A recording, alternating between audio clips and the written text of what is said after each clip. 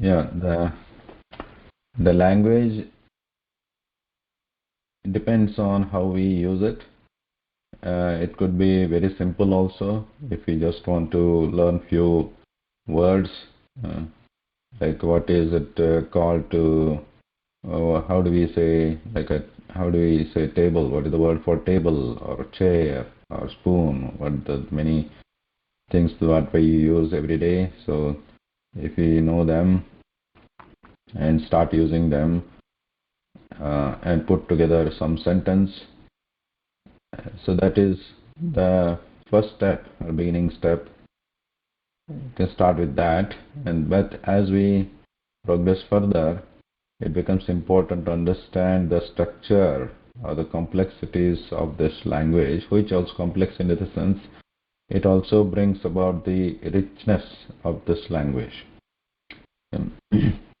So the different steps are the knowing the language, knowing the words, and the basic structure of the sentence, and then moving further on to study some grammar aspects of it, to understand what are sandhis or joining of the words or joining of the letters actually, and then also the samasas or compound words which bring altogether a different perspective to the language. So understanding the sandhis and samasas is crucial if you want to move forward to understand or read scriptures as well as any work like dramas, poems, etc.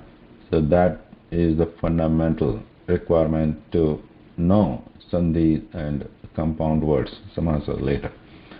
But for now, to understand, then there are other steps like understanding the meters, like the chandas and alankaras, etc. So those are additionally one can learn to completely enjoy or enjoy more about this language.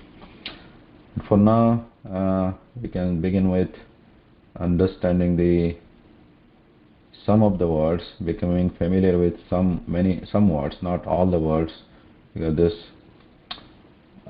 in theory Sanskrit language can have infinite number of words because of the compounding of the words, right? That we can join multiple words and make new words. Because of that, it becomes very, very vast how the words can be formed. We can start with this basic words, simple words, getting familiar with it and understanding what kind of genders are there, what kind of numbers are there, and what kind of declensions are there, word forms are there, what are the verbs, what are the nouns, and how they come together to form very basic sentences. So we have started reading or getting familiar with some of the words before. I'll go through that quickly. Any questions so far now, right now?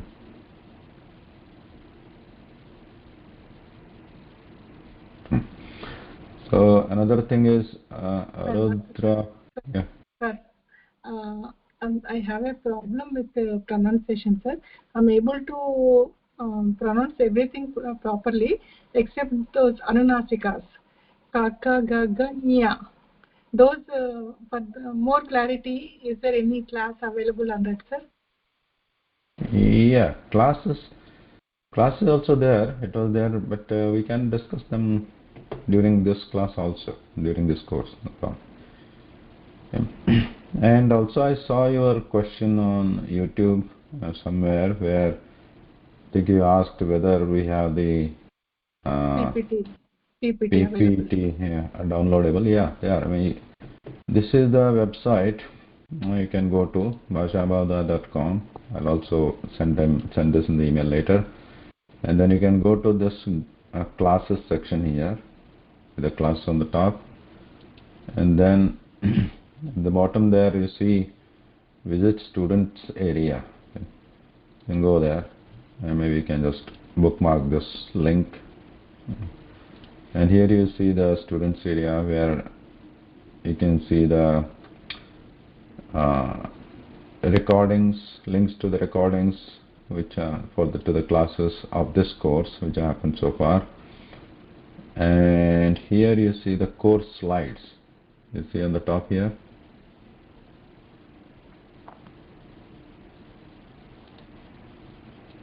Is that it here? Course slides. So this is where you can click this and you can download the PPT that I'm using for this class. Okay, sir. Thank you very much. And there are other links also if anyone is interested here on the top, which may be interest for you, like instructions to download the slides if you want to download, and if you are not familiar how to download the Google Slides, this will talk about it. And Devanagari workbook, if you want to practice Devanagari writing letters, then there's a workbook here. There are two workbooks. And then Sanskrita Bodhini, that is that link. The keyboard installation, if you're interested, and some other links, you can go through them if you're interested. Then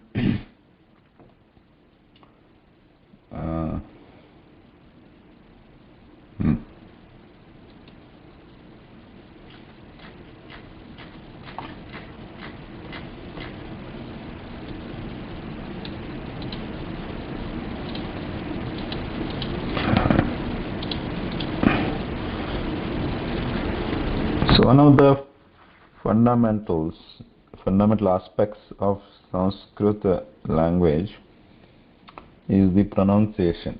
The name Sanskrit itself, the name of the language itself, is a made-up name. It's not the given name to the language, this language.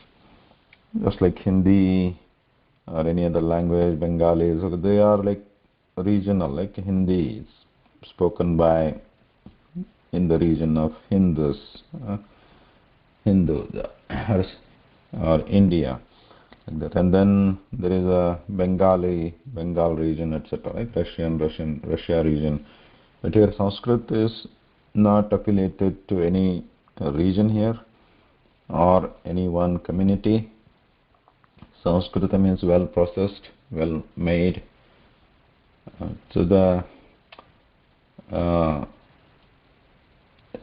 So it has its own history, like or how ancient it is. So it is still not very clear, unknown. But anyway, the Sanskrit language, the fundamentals of the basis for this language is its well processed nature, right? Well processed nature. So the Sanskrit itself means it's well processed. So it has to be a processed way. So the words we use, the sentences we use, the expressions we use using these different words in this language, it has to have some kind of logic, or some processing behind it. So that's why it's called Sanskritam.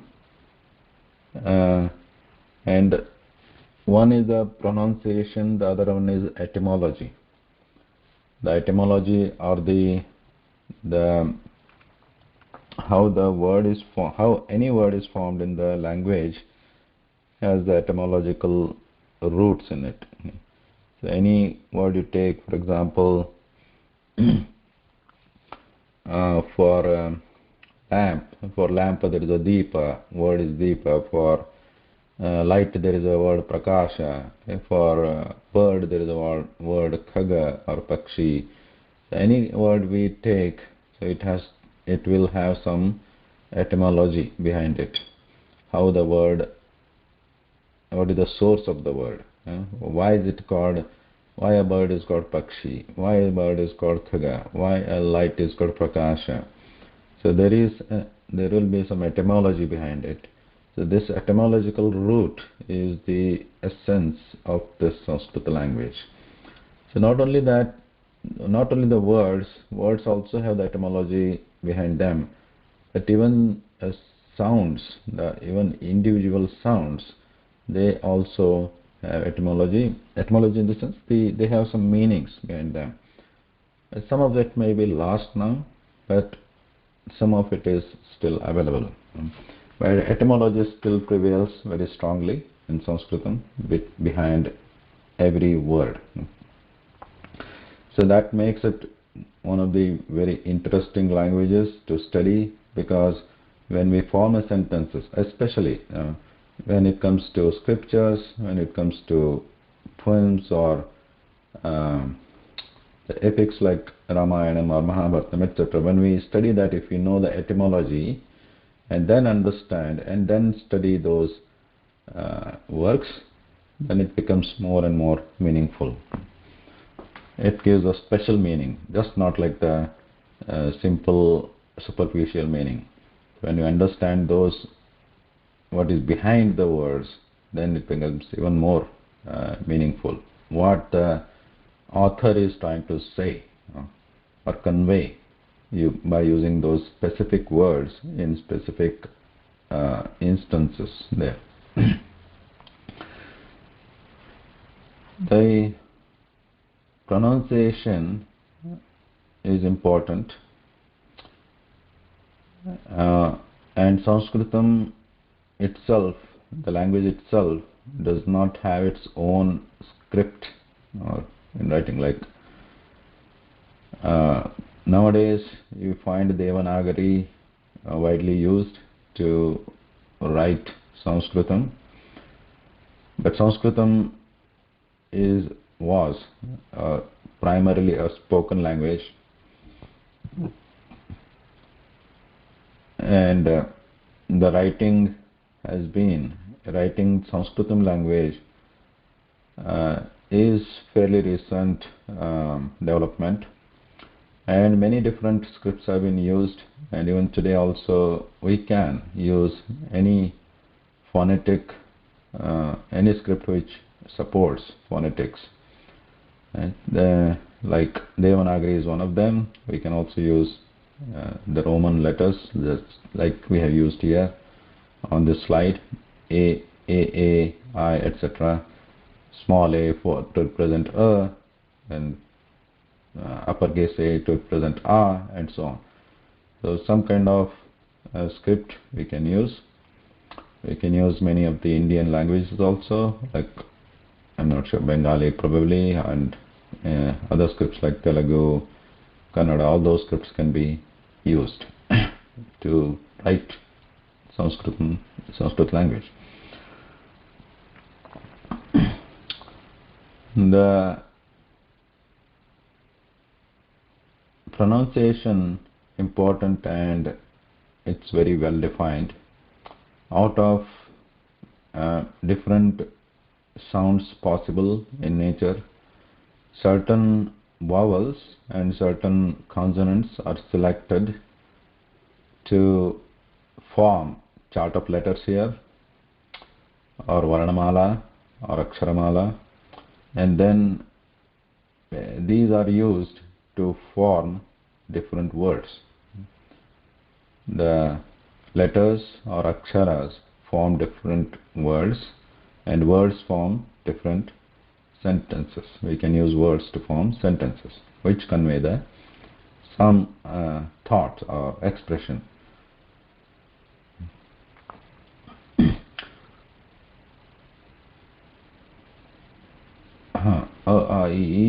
Let me just read it. And the swaras here, 13 swaras: a, I, O, Au. And there is Anuswara and Visarga, which cannot be pronounced independently. They always follow a swara, vowel. Anuswara and Visarga, they always come after one of the swaras. And then we have Vyanjanakshara, consonants, which cannot be pronounced by themselves. Okay. What we represent here, K, Kha, Ga, Gha, etc., these are combination of like a Vyanjanam and a Swara. Okay. So this Ka, which is written like this, Ka, in Devanagari, is a combination of this Vyanjanam or consonant, which in Devanagari represented with a slant line at the bottom, and it cannot be pronounced by itself. We can try to pronounce it like K, but at the end there is always a Swara, even if you try to pronounce it as a Vyanjanam. It cannot come out without a Swara, and then there is a after that. So together we pronounce it as K. So just for ease of pronunciation, we are adding the K, to K there. So K, K, G, G, and the last one here in this line, K, K, G, G, Ng, Ng there. So if we understand mainly the characteristics of these Vyanjanas and Swaras also, it will be very clear how we should pronounce them. Now, especially the Vyanjanas, the consonants here, there are 5, they are categorized into Vargiya and Avargiya Vyanjanas. Vargiya means classified, Avargiya, no class. The Vargiya means the one which are classes. They are again put it into 5 lines here, 1, 2, 3, 4, 5, and each line has a position with which the pronunciation has to be done. Position means, what is the position here? Here Ka, Kha, Ga, Gha, Nga, which are shown here, right? Ka, Kha, Ga, Gha, Nga, position, sthanam. What does that sthanam indicates here? Sthanam here for Ka, Kha, Ga, Gha, Nga, the first line there, the sthanam is this one. Sthanam. Okay. Now, what does this sthanam indicates? Now we have a sthanam in karanam and prayatna. So let's keep the prayatna to the side now. So talk about this sthanam and karanam instrument. So to pronounce any sound actually, whether it is a swara or vyanjana, we need an instrument and a sthanam. Instruments here, mostly we use tongue, right? Tongue is needed to pronounce any sound, and it has to either touch or hit the position, or at least move towards that position to modulate the air which is passing through the mouth. The modulation of air is important here. So when we are pronouncing the swaras, the vowels, there is no touch between the karana, that is this instrument, which in this case it is jihva or the tongue, and the sthana position where it is supposed to touch or supposed to modulate the air is here for ka, kha, ga, ga, nga, for a vyanjanam. So in this, when we are saying with the vyanjanas, ka, kha, ga, ga, nga, 5 of them, so this part of the tongue is going to touch this part, sthana. Okay. Sthana in the mouth, position in the mouth, is touched by, or the air is actually blocked. Touch means what? The air is going to be blocked. It is going to be blocked by this part of the tongue, that is the instrument. So when we block the air with this part here, ka, so the ka sound is produced, and because the air has to come out to be heard, then we have to add a sound to it, ka, ka. Okay? Otherwise, if you don't add it will be just stuck here. You can try that. Okay? It is not going to come out unless you add So first the tongue is going to hit here, and it is going to block the air, and then it is going to again make room for the air to come out in the form So for the vyanjanam ka, okay, the position is this, okay, this part. So we have a ka, kha, ga, gha, nga. Nga is anunasika. Okay. Now, if you look at the chart here, so the ka, kha, ga, gha, nga, so all these are, the position is the same, right? The kantha only. The tongue is going to hit that kantha part or the inside the neck there. And so ka, kha, ga, gha, nga. Then what is the difference between ka, kha if all the positions are the same? One is that ka and kha, there is a difference between the in the breath. The ka requires less breath, kha requires more breath. Similarly, ga requires less breath, gha requires more breath. Ga requires again less breath. So now this requires less breath, this requires less breath. So but what is the difference between them then? So both are less breath, ka and ga, and both are the position is same, kantha. Okay. So what is the difference? The next difference is the nada or the vibration. When we say ka, the vibration is not there. You can put your fingers around front of the neck and you can feel that. And between the difference between ka and ga.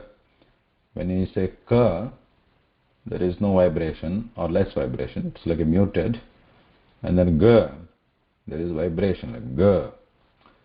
So ka, ga, the position is same kantha and the breath, the amount of breath required is same, less breath.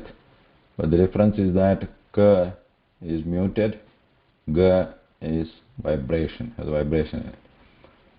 Similarly, kha and gha both require more breath, same position, but again kha is muted, gha has vibration. Okay. That's how the commonality in this of all the letters in this line is that position is same. Okay. But the difference is in the columns, less breath, muted, or vibration. So depending on that, their position in different columns here. And nga, this one is called anunasika. Position is same. Like nga. When you say nga, the position is same here. The only difference is the air also passes through this nose when we are saying nga. Okay? Nga is like pronouncing ka. Think that you are pronouncing ka, okay? Or ga. Or you are pronouncing like ga, but you are passing the air also through nose at the same time. Nga. Okay? It is not a ga. When you are saying ga, air is not going to come out of nose. It is going to just come out of this mouth. Ga. Okay. But in nga, the air will come out from both the sides. Okay. Both air and mouth and nose. Nga. So it is like pronouncing ga, but the air also passes out of nose. Nga. So this is anunasika, the last column of each line here. 1, 2, 3, 4, 5 lines. This last column, they are called anunasikas. Anu means supplementary, or it follows what? Nasika. Nasika means nose. So this needs the help of nose also. Anunasika. Nga, nya, na, na, ma. Otherwise the position would be the same like the other letters in that each of those rows. Ka, cha, ta, ta, pa. Kha, cha, ta, tha, pha. Ga, ja, da, da, ba. Gha, jha, dha, dha, bha.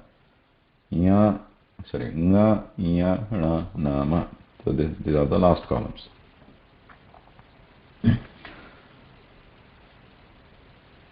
Um, so the position which we have discussed before for each of the lines. First one is kantha, second one is talu, third one is murdha, fourth one is danta, fifth one is ostha or lips. As you can see here, for the ka kha ga ga nga, position is here. Cha cha cha ja jhaiya, position is here. Ta tha da dhana, position is here, and ta tha da dhana, position is here, behind the front top tooth. The tip of the tongue has to touch that for ta tha da dhana. And pa pha ba bhama, the position is lip, and karana instrument is also lip. There is no tongue involved there. No, just the lips. Pa pha ba bhama.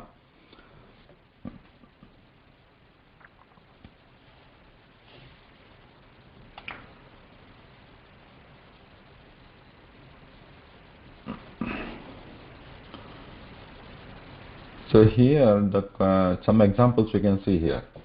So for examples for anunasika, nga. First one is nga, right? So example we can take like a Ganga. Ganga. You can write it like this, or you can write it like this also. Okay? Ganga. Ganga. Okay? So Ganga. First we start with the Ga, which I think you are all familiar with how to pronounce this Ga, and then we want to pronounce Nga there. Nga. Gang and Ganga. Okay? So this is one of the examples Nga there.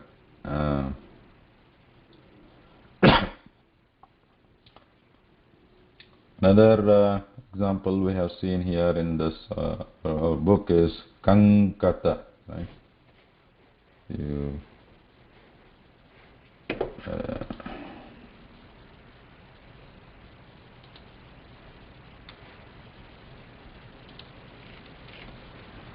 So if you look at here, Kankata. So here also we have Kang,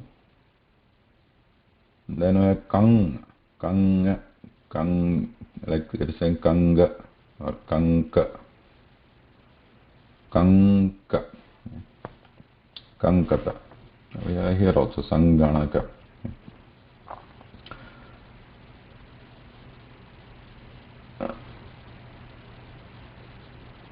Again, remember when we are pronouncing this, remember the position. So it is Nga position is same as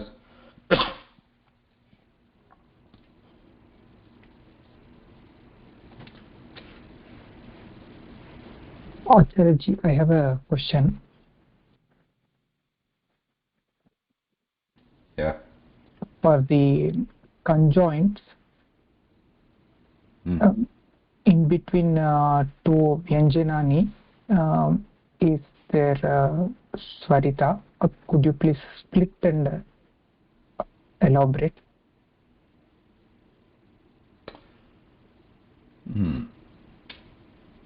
We are not talking about the Swarita here. Oh, sorry, Swara. Is there Swara. a vowel after the consonant when we combine two consonants? Yeah. For example, if you are talking about Kankata, right? Yes.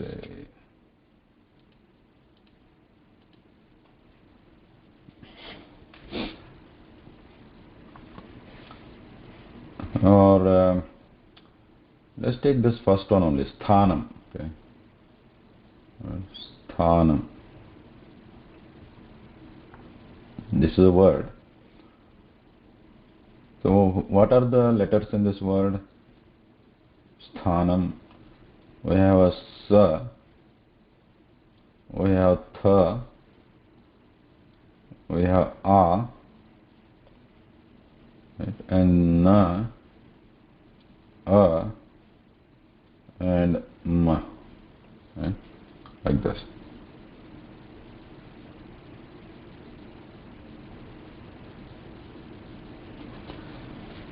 So this sthanam is made of these different consonants and vowels. First one is sa, tha, a, na, a, ma.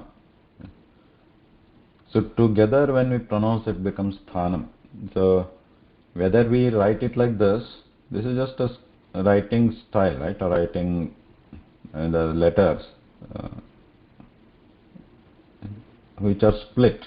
But when we need to pronounce it, we should not split.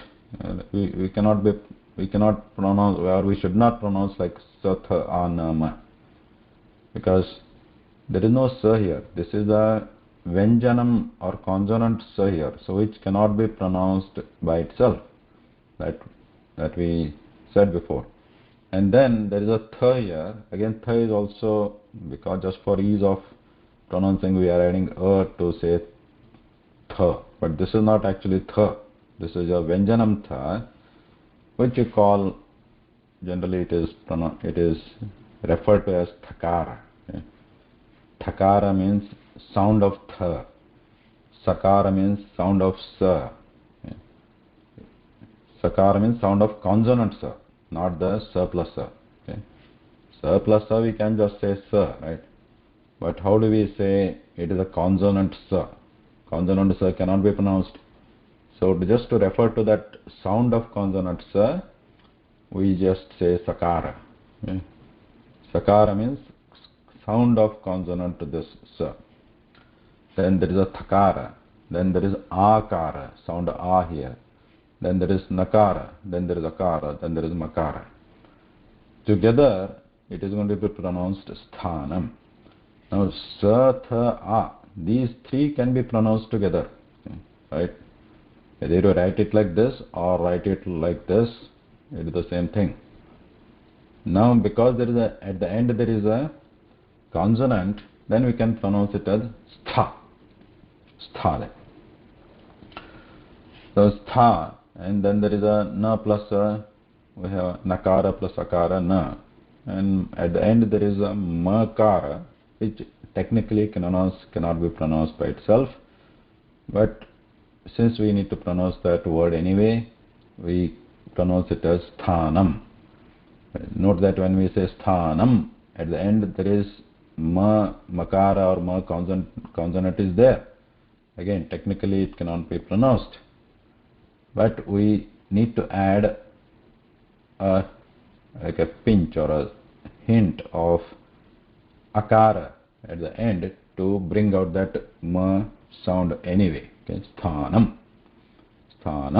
Though we think that it is a consonant, it is not a pure consonant. Sthanam. We are adding like a 25% of sound there at the end of sthanam. Okay. Anyway, so so this is about sthanam, and then similarly, let's say prayatnaha, or we'll take the visarga later. But let's say talu. So when we say talu, that also has ta plus a plus lakara plus u, right? So there is a takara, there is a akara, then lakara and ukara. So together we pronounce it as talu, and so on. Any questions so far? Yeah. Guruji, I have one question on that regarding the meaning, formation of the meaning of each word. Given this, when you combine this, for example, talu, so when you combine ta-alu, but how this meaning get formed? If you please explain us to us. Talu means meaning? Yeah, Talu I understand, but I mean how these these individual alphabets form the meaning of a word. No, we are not going to that. Like individual letters forming the meaning.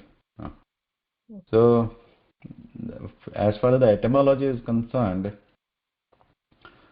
we are starting from the verb root level. Verb root level. For example, sthanam. Now, what is the meaning of sthanam? Like, yeah, the letters in that is like sa, tha, a, na, ma. But how is the word formed? One is, yeah, the letters are there, but letters have etymology, sa, tha, na, ma. That is a different study. Some of or most of it is lost. But right now, the etymology what is popular and what is available is from the verb root level. Okay? Verb root means each, there are like some about 2000 verb roots in Sanskrit language, and from there, each of the words can be derived from those 2000 root words. So if we look at sthanam, there is a verb root called stha. Then from stha, different words related to that stha can be formed. For example, stha indicates something stationary. So somebody is standing. For that also, we can use the word can be derived from that root word stha, and we can also use the word like a verb called tishtha. Tishtha means stay, and somebody staying is tishtati, and sthanam means position, which is like standing position or stationary position, stationary state, sthanam. So the words, different words, sthanam, tishtati, tishtha, so these all can be traced back to the root word called stha. So the etymology, how to derive the etymology is different thing in the sense that they are all based on some root words, which are currently about 2000. So there were, currently there are 2000. So yeah, that's a different subject of study. Okay. Now, karanam also here. Karanam means instrument, something which used to do some activity is karanam. So this also has a etymological root in the sense it goes back to the root word called crew, from the crew root word, root word. So different thousands of words can be derived and used in the language. Like karanam is one of them, karyam is one of them, kartavyam is one of them, like then karoti is one of them, karanam is one of them, karanam is one of them, or even kara, the hand which we use, that is also derived from this crew dhatu. We call dhatu, the verb roots are called dhatus, the root words. So different words can be derived based on one single root word. Yeah, thank you. No, it's fine. Now,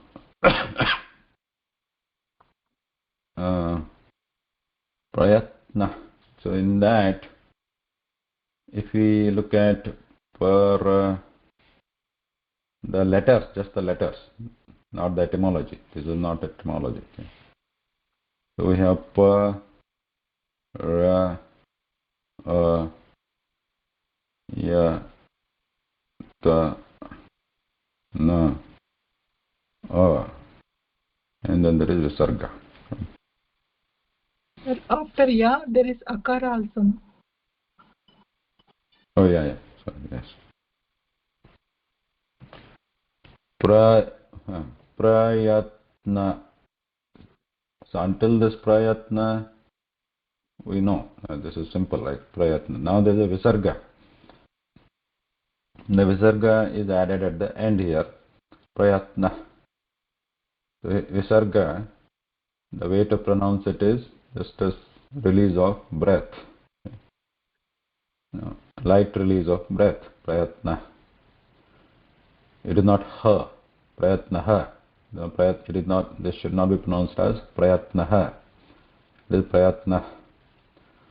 Now, I think we have seen the difference between ha and visarga. Visarga is just a release of breath, whereas ha is also has two parts, right? Ha and a. This consonant ha is kantha. The sthanam is kantha and is also nada. Nada means it vibration. When we pronounce it like a g, gha, ha has also vibration. Whereas visarga doesn't have vibration. Its sthana is same as a hakara, kantha only, and its breath coming out lightly, but no vibration in visarga. And it is considered as independent sound, which cannot be pronounced by itself. Visarga, it always follows a vowel, okay? Not a consonant. Visarga cannot be after a consonant. It has to follow a swara, like a I, etc. So we have like a prayatna, and other one is like balakaha. So we have, after the a, we have visarga, balakah, balakah. So like another one is like after e, we have visarga, kavi, kavi. So note that this is, I have heard some people pronouncing it as kaviha, kaviha. This should not be pronounced kaviha. This is not an independent sound like ha, this visarga. The visarga is a release of breath following its previous swara. So when we say kavi, then just continue e and release the breath. Kavi, kavi, balakah. So like that. Yeah. So whatever swara is there before that, and the release of breath should continue after that swara. So it should not be pronounced separately as a ha. Kaviha, balakaha, not like that. Similarly, it could be something like this: Hare, Hare, Hare, Hare, and then continue releasing the breath. Hare. This is not Hare Ha. That's about visarga, because I have seen in the previous homework exercise I think there was some confusion when you were answering by some of you, that what is visarga. Visarga will always follow a swara. It cannot be pronounced independently, and it never follows a vyanjanam or a consonant. Now same thing with the anuswara also. First let's finish the anunasika. Okay. So we talked about visarga, and we also talked about anunasika. Anunasika is a consonant which requires a release of air through nose also. Remember, also is important here. So because of these lines, all these require release of air through mouth, okay, the consonants. But anunasika requires release of air through nose also, in addition to these positional characteristics, the kantha and nose. And this one talu and nose, yeah. This one murdha plus nose. and this one danta plus nose, and this one lips plus nose. So take the examples here. The nga we saw that kankata. No, yeah, like a chanchala. We have the chan. So here we are trying to pronounce what is the position of this letter now. It is talu. Talu means the palate, which I think you are already familiar. And when we are pronouncing cha, cha, ja, jha, cha, cha, ja, jha, right? Cha, where do you touch where does the tongue touches inside of the mouth there? Right? The top part of the mouth, top part of the tongue. So this, right? This part, this touches, blocks the air here. When we say cha, so this moves up and blocks the air here. Cha, cha, ja, jha. So when we say ja, na, ka, ja, here it is blocking the air here, ja.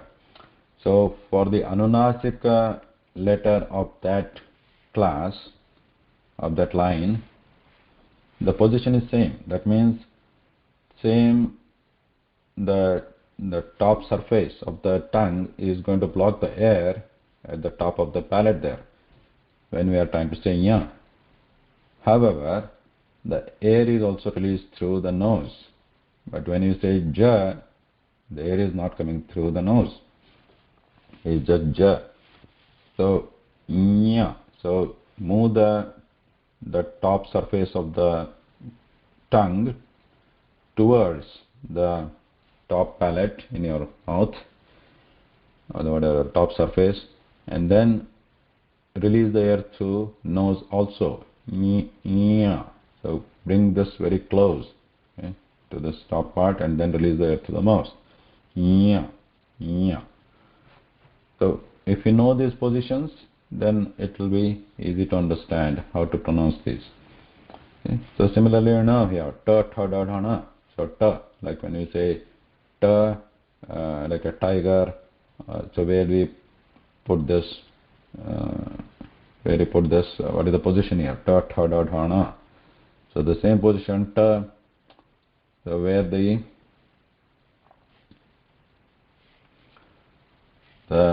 tip of the tongue is rolled back here, and it touches this part of the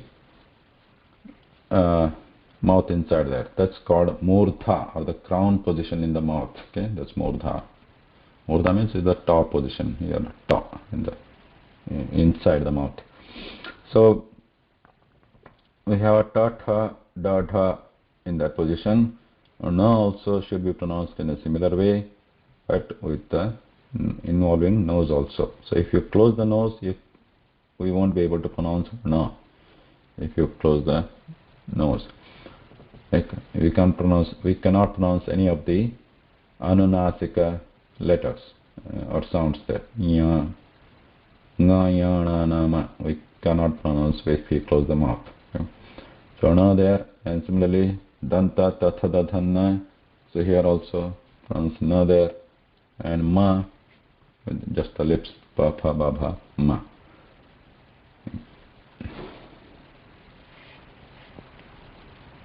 So with the nya, chanchala we saw. Another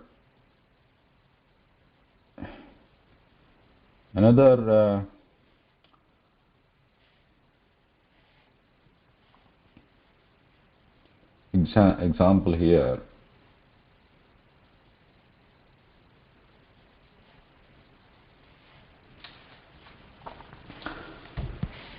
How do we pronounce this? This is, so what is this? Yaja. Yaja. Yaja, and there is a nya. Okay. Yajna. Yajna. So many times this is confused, as in many areas it is pronounced yagya, something like that, yagya or whatever. So ga. So But if we understand again the position and the way to pronounce it, it will be easy. So we have a, this is, the script is like this, and which is actually like the letters are here. Ya, ja, ya, a. So we know that ya is a talu position, right? It's a talu, which is similar to ja. Only difference is that this ya has to come out of the nose also. And this is a conjunct letter. So we have yaj, yaj, and we know how to pronounce ya. So, but it has to be pronounced in a conjunct way together. Yajnya, it's not, should not be pronounced as yad also. Okay? This is not yajnya, or this is not yagya. Okay? This is not yagya. This is yaj. Say ja and then immediately add nya to it. Yajnya, yajnya. Okay? Sometimes it sounds like ja, but it should not be pronounced like a the. It should be pronounced like ja and immediately nya, yajnya. There we have yajnya, and then no, others are simple. I think with the now we have kanta, for example, kanta, kanta, or anda, anda. And then na is also simple, anta, anta. Then there is amba, amba, amba. And the last thing we can talk today is about the anuswara. Anuswara, not the name itself suggests, is anu. Swara means it follows a swara. Anuswara is a pure nasal sound. Pure nasal sound. It follows, always follows. Always means it can only follow a swara. It cannot follow.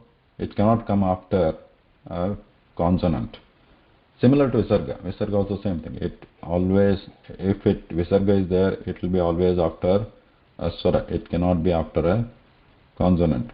Similarly, anuswara also, it can be only used after a swara. It cannot be after a consonant. Okay?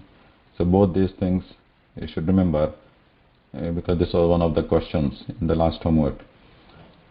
Then what is anuswara? It is a pure nasal sound. So whereas anunasika, what is the difference between anunasika and anuswara? Anunasikas, these five, they have dual positions, right? So they have this position of kantha, talu, etc. in each of the lines, plus they have a position of nose also. Okay? Nose also. So whereas anuswara is only one position, nose only.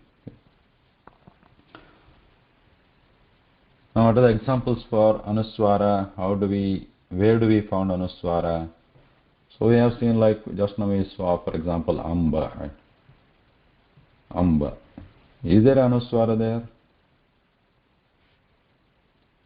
When we say anuswara, we have to think about the sound. Is there anuswara sound there? It is not, right? When we say anga,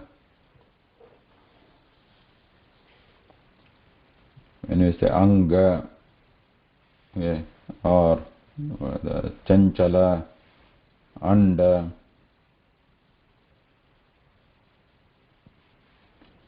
ancha, Antariksha. antariksha, anta, amba. So these are all having the anu nasika. Ma, nga, ya, na. So there is no anuswara there. So why there is no anuswara? Because anuswara sound is different. And it can be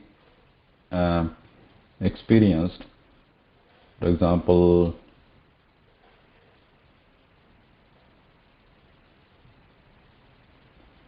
let's say, try to look, Sanyama. So here you see this is a Anuswara is in Devanagari is represented by a dot, uh, dot on top of the swara it is followed by, okay? Swara preceding it, right? So the swara preceding the Sanyama, what is the swara there?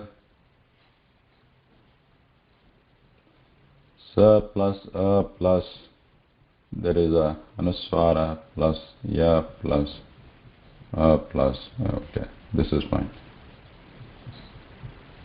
Yeah. Sanyama, right? So here there is Anuswara. Now Anuswara is following Akara in this case, and after that there is a ya. Okay? So when we pronounce this, we are pronouncing it as Sanya, Sanyama, right? Sanya. That that sound is Anuswara here, which is distinctly different from this Amba. Here you can experience the lip is inward here to pronounce this Anunasika ma. And here nga, ang, your kantha, inside your throat is inward here. When you pronounce nga, anga, okay? And anda. So you see that na means your murtha is inward, in the tongue they're touching. Here also ancha, talu is inward, na, anta. So these are not pure nasal sounds, right? Ma. This lip is inward, talu is inward, sorry, kantha is inward, murdha is inward, talu is there, danta is inward. So these are not pure nasal sounds. Whereas here, sanya. So after that there is ya, but before that there is just a pure nasal sound, right? Sanya. That is why this is anuswara. This is not any of these consonant anunasika sound. So it is a separate sound which comes whenever it is it has to be used. Comes after a swara, but also it depends what is after it. Then only it can be pronounced depending on if after the anuswara, after this nasal sound, if it is one of the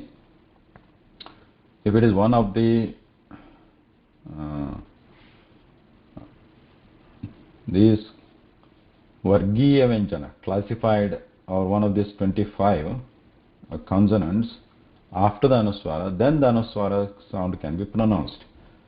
If, one of the Vargiya, then Anuswara cannot be pronounced.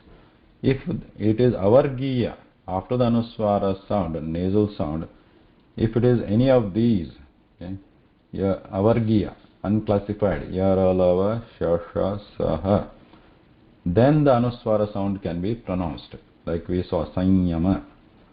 Okay, then with the Ra we can, we can say Sanrabha. Okay, example Sanrabha. Then the La also, La example we have, okay, like Punlinga. Okay, Pungling La. So there's a La there, okay, Anuswara, and then there is La, there is plus E, and there is Anga. Okay, Punglinga. Okay, like this. Similarly, with the Va, we can have Samvatsara. Okay.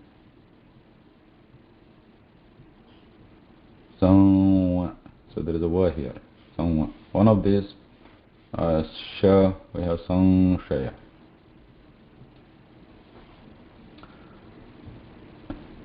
Or in the Sa, we have Sanskrita. Sanskrita. May I question have Yeah. pronunciation between sh and sha? These two? Yeah. Yeah. Okay, so Sanskrita is one example for Anuswara, and Sansara, Anuswara here, and we have Sanhara, Sinha. Sangeeta. Sangeeta. Sangeeta Vyanga. Yeah, we can actually pronounce Sangeet also. Again, remember the way we are write, whether to write Anuswara or one of the Anunasika letters, depending on whether the pronunciation can be made like that. Okay? In case of Sangeeta, it is possible because thinking that that is sang is a different word, so you can use Sangeeta. If you are pronouncing it as a Sangeeta, then you write it like this, okay? With a N, Sangeeta. So both are not the same. Pronunciation is different. Sangeeta and Sangeeta. Okay. Meanings are also same for both, sir. Meaning is same. Yeah. Meaning is pronunciation is different. But for Sanskrit, for some of them like anda, let's say anda or whatever. This is a single word. This is not with the sum, right? Sangeeta. Those are different examples. But here anda should be always written and pronounced like this. It cannot be anda. Okay. This is not correct. Anda or anga, kankata. So they have to be pronounced and written like this only. Kankata. Only with the sum there is some exception in many cases. But in other cases, like these are single words, kankata, that cannot be written or pronounced like this. Okay. Only this, kankata. Okay. Now sha. Now start here. Now sha. So even avargiya or unclassified, this group of 8 letters here, this also has each one of them have a sthana or position here. Okay. So ya has a tala position.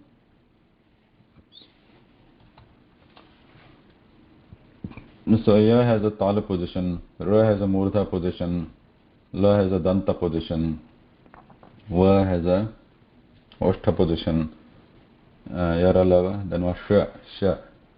So sha, this sha has a tala position, and this sha has murdha position here, and this sa has a danta position. So based on that, if you know this sthana, it will be easy to pronounce, right? So now sha, we know that it is a tala position. So think that you are pronouncing it like cha. This is cha is also cha, cha, ja, cha. They have the same tala position. So use the same position for the sha. Only thing the difference between cha and sha is that position is same, whereas sha, you are pushing out the air, hot air, like that. It's a hot air, ushma. Ushma means hot.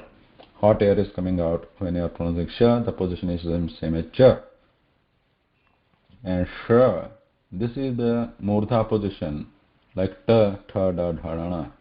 So for ta, ta, da, na, they have to be pronounced. Position is murdha.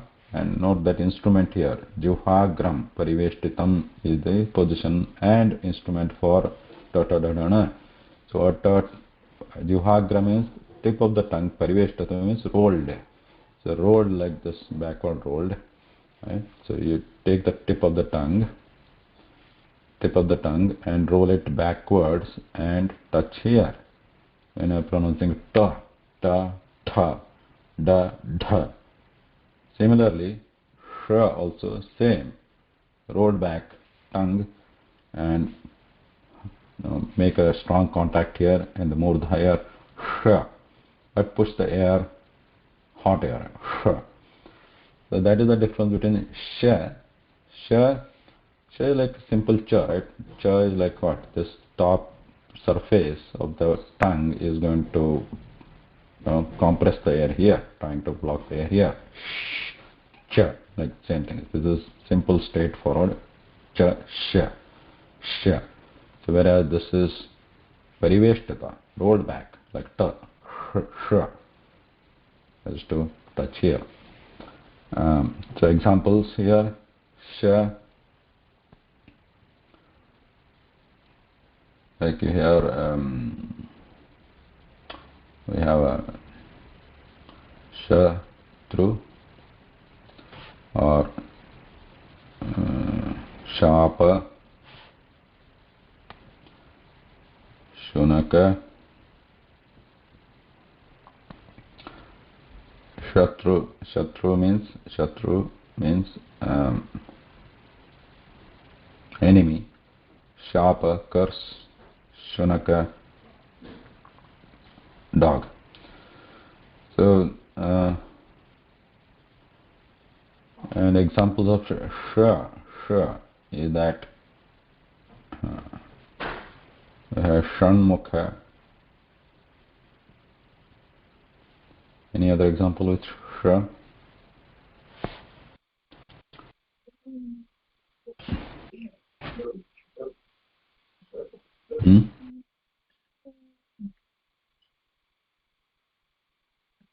Shut. Shut means 6.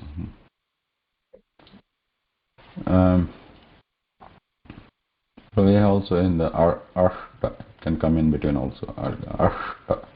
Here there is a murdhanya, or this sh, murdha. Ashta. This is not asta. Ashta. Goshti. Goshti.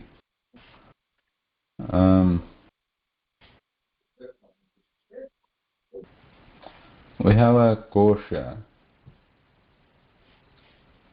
Kosha means the dictionary, a collection of words. A collection of anything actually, kosha means. Now, this kosha word is found with both sounds, with like this also. Both are fine. Okay. We can pronounce and write like this also, kosha or kosha. Or we have a aushadha,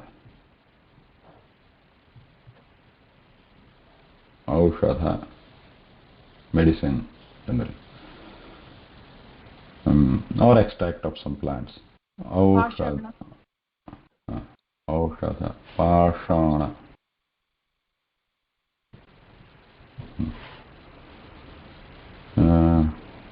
We have shala, which is a simple sha. This is talavya, talu. Shala, not shala. Shala. Pashana. The other one, Danta one, is I think simple, you know already. Sa. Sa is a simple like tathadadhana. Sa. Sa, tip of the tongue hitting back of the teeth here. Again, hot air coming out. Sa. A hiss.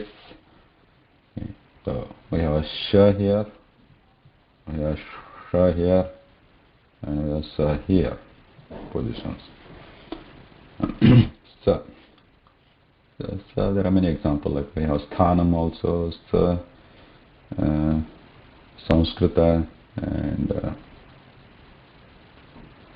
sarala,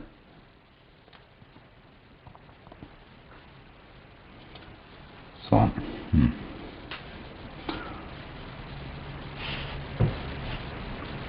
Okay, any question here?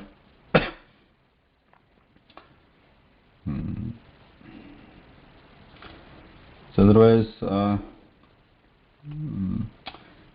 you can go through these words again and try to pronounce them, keeping in mind all the positions and also visarga and anuswara in mind, like asanda, chamasa, darpana.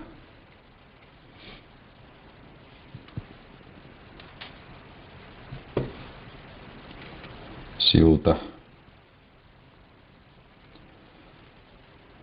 Alright, stop here. So this one just for your information, darpana, if you're interested to know the etymology, nirvachanam of this darpana. Darpana means what? Mirror. But why is it called darpana? See, darpa means ego or pride, you can say. Pride or ego. So this whatever this thing is, darpana, mirror, reflects or shows yourself. You can feel proud about it. So it's called darpana. That's etymology for darpana.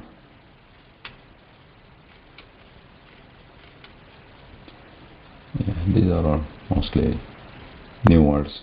Yeah. So one question, just last a minute, Guruji. So how you form these new words from? I saw one picture of laptops, and you produced a word out of that. So how you coined that Sanskrit word for that? Yeah, this Sanganakam, Ganakam comes from the word Ganakam. Ganakam word itself comes from the root Gana. Gana means count. Yep. So Ganakam means something which counts. We just added a sum to it. Sum means something which is better, does better. Sum or special. So Sanganakam, like special counter, special calculator, special computing device. So we just use Sanganakam. And similarly Mishrakam, which mixes something. Marjani, we just added sum here. It is not necessary that we use sum here. And margini would be enough. Like marjana means wiping. So something which cleans, wipes nicely. Just we use margini. So yeah, words can be coined, but yeah, if you want to use like a Sanskritam for the everyday modern usage, sometimes like it is maybe important to have like a standard words like Sanganakam. Those Sanskrits, the core, the principle of Sanskritam is etymology, right? Etymology means now. Why don't we just say Ganakam for this? Why is just Sanganakam, right? Ganakam, or there could be some other word also, like depending on what it does. So why not just Ganakam? If somebody uses Ganakam for this, it is okay. It's not wrong. We can use Sanganakam, we can use Ganakam. Here we use some margini. Somebody might use margini. Somebody might use something else. And Shitakam, yeah, this is something which cools down something. Shitakam. Yeah, or if it is going to preserve the food, we can come up with a different word which means this is a preservator of food. Yeah. So it is possible to use multiple words for the same object, same thing, which if you want to really enjoy the core principles of Sanskritam, which is etymological nature, it will be good. But if at the very base level, if you want to use like everyday conversation, if I'm using Shitakam, you are using some Yatayama or something, so then it becomes confusing, right? You are using some other word, but I'm using some other word to refer to the same thing. It will be confusing. So at the very beginner level, it may be helpful just to stick to one word when we are referring to some device. But as we progress into Sanskritam, then it will be more interesting and more meaningful and more intellectually stimulating to come up with different words to refer to the same thing, depending on in what context you are referring to that word. So if you are just referring to this Shitakam or the fridge, which is actually cooling device, yeah, Shitakam. That's why you want to use. You want to emphasize that characteristic of nature, cooling down nature of that device, so you are using Shitakam. But if you want to emphasize the preservative or it is preserving the food, that nature, that some other word can be used, some other different, which reflects that meaning. So that is the nature of the Sanskrit language. We have to keep in mind. So for at the base level, this is fine. Yeah. But when we come to the like scripture, or not even scripture, even simple like poems and dramas, this is the way the authors, they tend to use Sanskrit language words depending on the context they want to communicate. It's not like one fixed word for everything, each thing. Okay. धन्यवाद. नमस्कार.